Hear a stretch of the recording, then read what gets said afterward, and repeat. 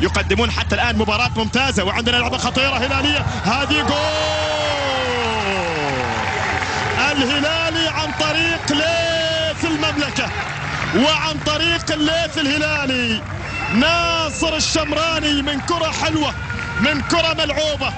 زعيم الأندية السعودية يواصل إبداعاته في البطولة، والهلالي دائما في العلالي، الهلالي دائما في العلالي.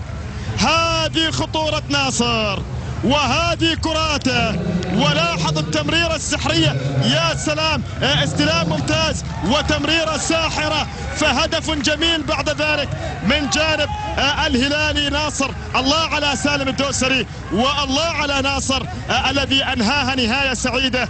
والشمراني يقدم نفسه ويقدم الهلالي في مباراة اليوم بهدف أول. على فكرة هذا أول هدف في البطولة يستقر في شباك العين، لأن شباك العين كانت مستعصية على الجميع، لكنها أمام ناصر الشمراني في هذه اللحظات تفتح